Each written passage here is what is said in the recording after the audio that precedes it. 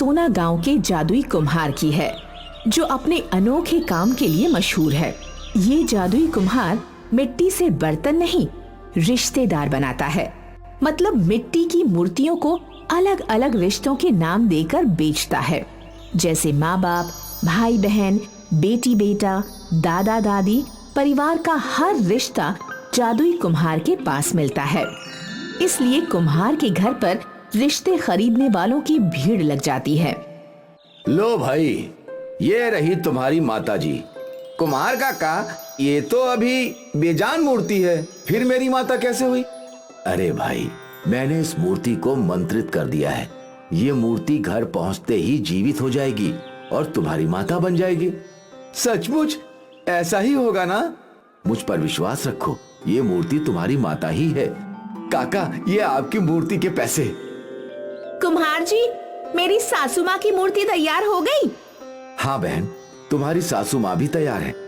बहन, तुमने अपनी सास की जो फोटो दी थी, मैंने मूर्ति बिल्कुल वैसी ही बनाई है। हाँ कुम्हार जी, ये मूर्ति मेरी सासू माँ जैसी ही है। घर पहुंचकर ये जीवित हो जाएंगी ना? हाँ। धन्यवाद कुम्हार जी, मेरे पति अपनी माँ को देखकर बहुत खुश हो जाएंगे। मैं अपने बेटे की मूर्ति बनवाना चाहता हूँ। बेटे की मूर्ति? हाँ, पिछले साल उसकी मौत हो गई थी। मेरी पत्नी अभी तक उसको भूली नहीं है, अपने बेटे की याद में पागल हो गई है। आप अपने बेटे की फोटो लेकर आए हैं? हाँ, ये रही मेरे बेटे की फोटो। मुझे मेरा बेटा मिल जाएगा ना? सुमन, किस्मत ने तो हमें पहले ही निराश कर दिया था। अब तो डॉक्टर ने भी जवाब दे दिया है, हमें औलाद का सुख नहीं मिल सकता। डॉक्टर भगवान तो नहीं होता, और किस्मत कब बदल जाए इसका भी कोई भरोसा नहीं होता। मैं तुम्हारी ममता के दर्द को समझ सकता हूँ, लेकिन सच्चाई जानना भी जरूरी है। तो आपकी बात मान लूं कि अब हम माँ बाप नहीं बन सकते? हाँ सुमन, यही सच पत्थर की लकीर है। तो फिर हमें दूसरा रास्ता अपनाना होगा। दूसरा रास्ता मतलब किसी का बच्चा गोद ले ले? नहीं। तो फिर दूसरा रास्ता क्या है? वो जादुई कुम्हार। क्या? हाँ, अपने गांव का जादुई कुम्हार लोगों को रिश्ते बेच रहा है। मैंने भी सुना है, रिश्ते खरीदने वालों की भीड़ लगी रहती है उसके घर। तो हम भी एक रिश्ता खरीद लेते हैं। मेरा मतलब एक बेटा। सुमन, तुमने मुझे सोचने पर विवश कर दिया। हम कल ही उस जादुई कुम्हार के पास चलेंगे। इसका मतलब मैं माँ बनूंगी? नहीं, मैं माँ नहीं बनूंगी। मोना, तुम्हें क्या हो गया है? क्यों जिद कर रही हो? जिद तो आप कर रहे हैं। मुझे इतनी जल्दी माँ नहीं बनना है। लेकिन क्यों नहीं बनना? अभी मेरी उम्र ही क्या है, और मैं अपना रूप रंग बिगाड़ना नहीं चाहती। लेकिन मुझे संतान चाहिए। अब तुम फैसला करो, क्या करना है? इस प्रॉब्लम का एक ही सलूशन है। क्या सलूशन है? जादुई कुम्हार। जादुई कुम्हार? हाँ, मेरा आइडिया अच्छा है ना? नजमा, तुम्हारी 5 बेटियां हो गई हैं, अब और नहीं चलेगा। माँ जी, बेटी को बेटा बनाना मेरे बस में नहीं है। जो नसीब में है वही मिल रहा है, और बेटी होने में क्या बुराई है? मुझे तुम्हारी बकवास नहीं, बेटा चाहिए। अगर तुम नहीं दे सकती तो मुझे दूसरा इंतजाम करना होगा। साफ साफ क्यों नहीं कहती कि आप अपने बेटे की दूसरी शादी कराना चाहती हैं? तो इसमें गलत क्या है? मुझे बेटा चाहिए, चाहे वो कहीं से भी मिले। तो जादुई कुम्हार से ले लीजिए, वो तो पूरे गांव को रिश्ते बांट रहा है। जब तुमसे बेटा नहीं मिलेगा तो मुझे उस जादुई कुम्हार के पास ही जाना पड़ेगा। मैं उसी से अपने बेटे के लिए वारिस मांगूंगी। भाई, जादुई कुम्हार ने तो कमाल ही कर दिया। हाँ भैया, आज सोना गांव के हर घर में जादुई कुम्हार का जादू दिखाई दे रहा है। मैं भी जादुई कुम्हार से अपनी दादी की मूर्ति लेकर आया हूँ। अब मुझे दादी की कमी महसूस नहीं होती। हमारे गांव के सब लोग अब अमर हो गए हैं, क्योंकि उनके मरने के बाद उनकी मूर्तियां घरों में आ जाती हैं और वो जीवित होकर हमारे साथ रहने लगती हैं। अब किसी भी औरत को अपने बांझ होने पर दुख नहीं होता, किसी के मरने का दुख भी नहीं होता। जो लोग झगड़ कर घर में चले गए हैं, अब तो उनकी भी कमी महसूस नहीं होती। अरे ये तो सब ठीक है। पड़ोस के गांव की एक औरत अपने पति की मूर्ति बनवा कर ले गई है। क्यों? क्या उसका पति मर गया है? नहीं, उसका तलाक हो गया है। इन जादुई रिश्तों ने एक बार फिर से परिवार को हरा भरा कर दिया है। हाँ भैया, इसके लिए हम जादुई कुमार के आभारी हैं। जादुई कुम्हार के जादुई रिश्तेदार सोना गांव के साथ आसपास के गांव में भी फैल जाते हैं। हर आदमी जादुई रिश्तेदार को पाकर खुश होता है, लेकिन ये खुशी स्थायी नहीं होती, क्योंकि जादुई रिश्तेदारों में इंसानी जज्बात की कमी देखी जाती है।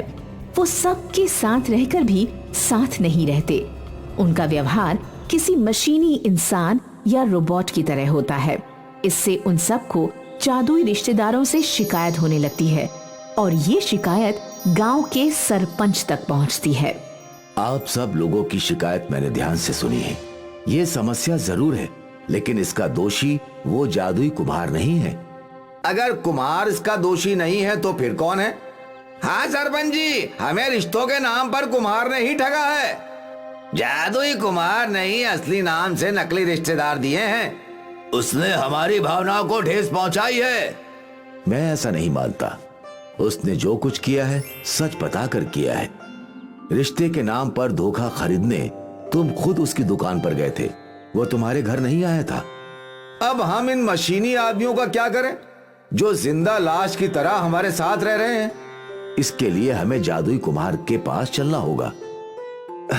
मुझे पता था कि एक दिन आप सब यहाँ आएंगे और मुझसे यही प्रश्न करेंगे कि मेरे बनाए हुए जादुई रिश्तेदारों में इंसानी जज्बात नहीं है, उनमें मानवीय भावनाओं की कमी है।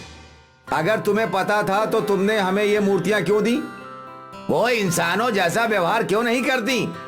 हाँ जादुई कुम्हार, ऐसा लगता है जैसे उन मूर्तियों को हमसे कोई मतलब नहीं है, हमारे सुख दुख से कोई सरोकार नहीं है।